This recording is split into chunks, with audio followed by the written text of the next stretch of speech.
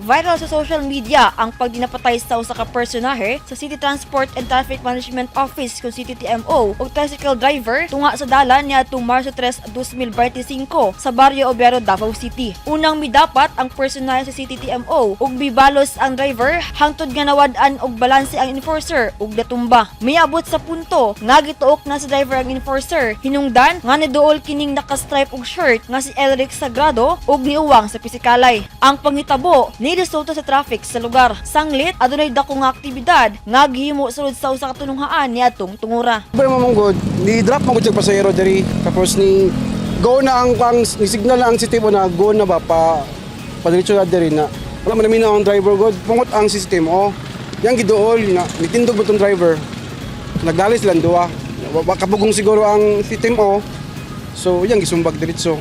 Sumala ni retired Colonel Juniso Abude, ang hepo sa City Transport and Traffic Management Office kung CTTMO. May resulta ang panaglalis sa diyang misupak ang driver sa tricycle sa balaod trapiko nga mihunong og drop-off og pasahero sa pedestrian lane. Sumala ni Abude, giangkon sab sa enforcer nga siya ang unang nanumbag sa driver tungod sa grabing tensyon ug hagit niini.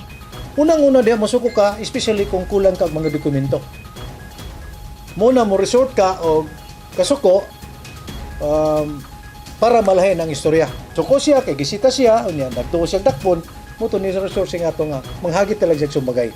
Sa karon, abli ang opisina sa CTTMO alang sa driver kung mutungha kini aron mo reklamo og mahusay ang isyu. Wala pa hinuon sila nakadawat og reklamo gikan sa driver. Gusto po na muna nga mo-arrest siya diri para madala ang iyang kuang kung kumpleto ba siya. Para wala siya violation. Wala siya violation sa MTOP, di ba? Ang iyang violation dito, obstruction lang. So, minor man siya nga violation.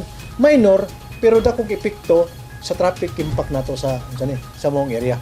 Pahimangno ni Abude sa mga drivers nga sundo ng balaod trapiko ug morespeto sa mga enforcer nga nagpatuman niini.